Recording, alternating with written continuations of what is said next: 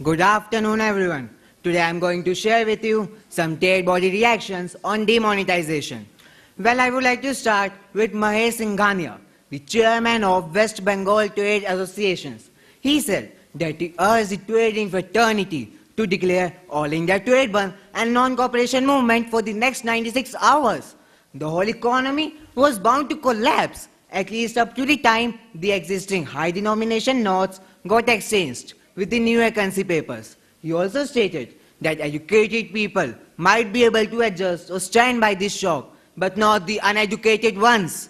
The next one is Harshvardhan Neotia, the president of Federation of Indian Chambers of Commerce and Industry. He said that this was an extremely bold move by the PM and would have an unfeasible impact on the parallel economy in the country as well as terror funding. The board completely supported this move by the government. He also said that there could be some inconvenience that this change might lead to for the people of our country for a few days. However, they were sure that government and RBI would take adequate measures to solve these problems. Then I approached Chiranjeev Singh, the chairman of Chandigarh Bhopal Mandal. He said that the traders were authorized to deposit their sale proceeds into the banks. Small-time traders did not have much problem, but the new currency should be supplied in market soon. He also added that debit and credit cards are acceptable in the market and they would also be providing credit and take payments later. The next one is Vivek Sahu, the Confederation of All India Traders. He said that this was really a surgical strike for businessmen. Businessmen have refused to accept 500 rupee and 1000 rupee notes. The trading has totally stopped and buyers are also facing trouble in it. Thank you and have a nice day. Thank you so much. And now I would like to invite Cheryl, and she'll be speaking on behalf of Priyanka Gandhi. So can we have huge round of applause for Cheryl, please? Good afternoon. Sometimes back, I visited the state of Hyderabad. Over there, I talked to a lot of people and they were really very sad because of the process of demonetization. Firstly, I talked to a painter. He told me that he was coming back from his painting exhibition, but the cab driver refused to accept his 500 rupees note, and as a result, he had to borrow rupees 200 from his neighbor. Imagine, a person had to borrow rupees 200. A person who has never ever borrowed a penny had to borrow rupees 200. How shameful it would have been for that person. Even the social activist P. Achyuta Rao said that the Modi government is habituated in making last-minute decisions, as it always does on the petrol and diesel hike. Modi government should have given some time. It always makes the decisions at the 11th hour, which only affects the common people. Moreover, so many people have delayed their housewarming and marriage ceremonies because they do not have notes of the lower denominations. So many people, travelers and truck drivers are facing problems because they usually eat at dhabas which do not accept their credit and debit cards. How would people eat? How would people survive? Moreover, in villages, we do not have bank and ATM facilities. How would village people exchange their notes? Moreover, we all save our money in the form of 500 and 1000 rupees notes. We have to be in so long queues just to exchange our money. How shameful is that? We have to see what would happen next. Thank you. Now I would like to invite Paul, and he'll be speaking on behalf of Bill Gates. Good afternoon, everyone. Today, I feel privileged to share my views on demonetization. To begin with, I would like to say that the Indian Prime Minister Narendra Modi's bold move to demonetize high-value denominations and replace with new notes with high security features is an important step to deflate India's shadow economy. Well, India has all the pieces in place for a compelling vision of digital financial inclusion. Aadhaar will convert a cumbersome paper-based account opening process into a 30-second all-digital system. Aadhaar will also create a centralized data repository. Moreover, the impending rollout of payment banks and the ubiquity of mobile phones can enable access for all Indians through digital accounts connected to a fraud-resistant payment system. Thus, the shift toward digital transactions will enhance transparency and reduce leakages. Even in the article by The Independent mentions that a new Lee Kuan Yew, Singaporean Prime Minister for several decades and the architect of modern Singapore, is born in India. It will be reflected in the legacy of this Prime Minister.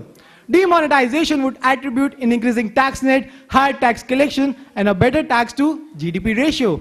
The extent of our parallel economy, which was 23.2% of GDP, is now around 25 to 30% of GDP. As more money gets accounted and higher taxes are collected, the government might be tempted to reduce tax rates going forward. One of the biggest impact of demonetization would be on high value transactions, especially land and gold. This would lower the inflation, tempting the central bank to reduce interest rates. Higher deposit growth and continuing weak credit growth would create opportunities for lending rate cuts and investment activities to pick up. Demonetization comes at a crucial time as country heads to a new tax regime with the implementation of goods and service tax. Demonetization would increase tax net and along with GST would result in reduction of black money generation. Along with GST, demonetization would lead to a higher tax GDP ratio. So far, it can be said that this is a historical step, and I must say that we all should support this step. Thank you and have a nice day. Now I would like to invite on stage Pearl. We also call her Harshita, and she'll be speaking on behalf of Preneet Kaur. Good afternoon, ladies and gentlemen. Today I would like to draw your kind attention on the ramifications on the topic demonetization.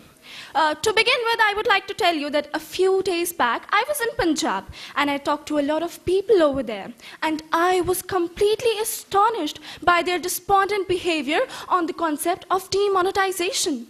Like I met a girl named Rashmi Sandhu who had a tough time paying to a cab driver. I mean, the poor girl has to constantly plead to the cab driver so that he can accept the 500 rupees note. I really don't know how she survived for the next few days. People hardly have currency notes in denomination of rupees 100. There are long queues outside the petrol pumps and they are not even offering any change. How terrible it is for us. Even the women are facing difficulties in buying milk, bread and the basic grocery items because the vendors are refusing to accept the 500 and 1000 rupees note. And you know why this is happening? Just because our government hadn't given us time to prepare ourselves. I mean, I also met a person named Subhatra Shahu who has a small manufacturing unit and a lot of transactions happening with cash. With all the banks closed and no ATMs functioning, his business would be terribly hit. I mean, the people who have to make payments for the wedding ceremonials, how are they going to withdraw the money? No, answer me, Prime Minister, are you going to pay their bills? I'm scared. Some might be forced to revoke their ceremonies. I don't know, there is panic all around the country and nobody wants to take this burden of exchanging this denomination later. I am really worried about my country. How are the people going to survive? I really don't have any idea. Thank you so much and have a nice day. So ladies and gentlemen, I think these students were commendable and they deserve a louder round of applause. Please, all of us. And now, ladies and gentlemen, as we've seen that the training in my English home has definitely made them to come out with flying colors. And not only this, as we were talking about it earlier also, that my English home is not an institute where you learn certain techniques and just go. Over here, you develop it, you evolve gradually with time. It's not that you over here for 2 months, you learn and then you leave. And then maybe you have to come back to relearn it again. So ladies and gentlemen, you can be attached with my English home where they'll be giving you a culture, where they'll be giving you exposure, there'll be education camps, where you can be in that environment, in that atmosphere, where you can actually grow and learn. You learn something that you'll never ever forget because that learning is consistent.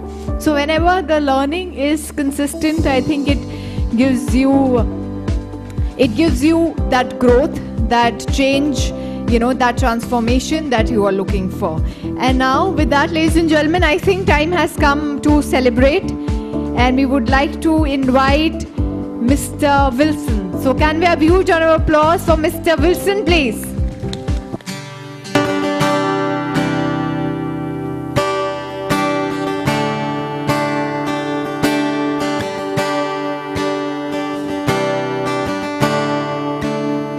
Let's talk about unfailing love. You have my heart, and I am yours forever. You are my strength, God of grace.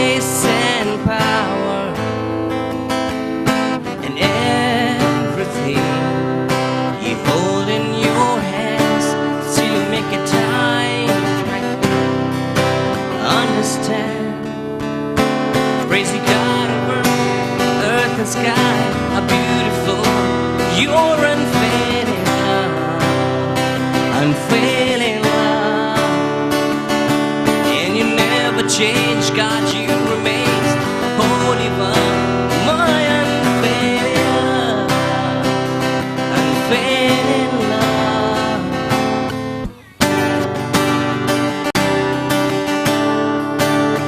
You are my rock, what I hold on to. You are my song, and I sing for you.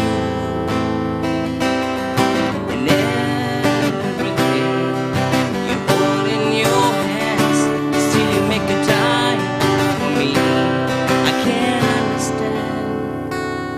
Praise the God of earth and sky are beautiful. You're unfailing love, unfailing love. And you never change, God, you remain the Holy One. My unfailing love, unfailing love.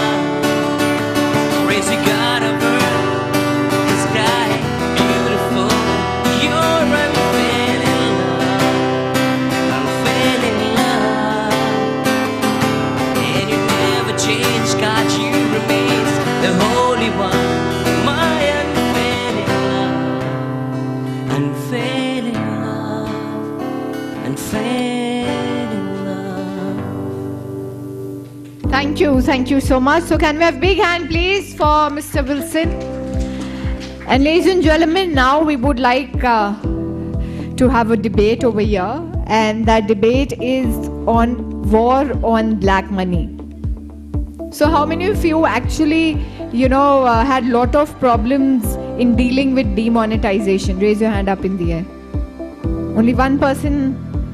Okay, there are 2-3 people. And how many of you actually agree with demonetization and you believe that whatever our Prime Minister has done is actually for the welfare of the country? How many of you believe it? Alright, so many people. So I can think majority of them don't believe it, that it's not for the welfare of the country. How many of you don't believe it, that it's not for the welfare of the country? There are some people raising their hands for both of the things. I don't know how confused they are. So ladies and gentlemen, now let's take this further. We have the topic that's on war on black money, and I would like to invite Rachit, Hardik, Manav, Akshit and Sharon. So ladies and gentlemen, can we have a huge round of applause please for all the students with us, and they'll be presenting their viewpoints to us today. Let's see.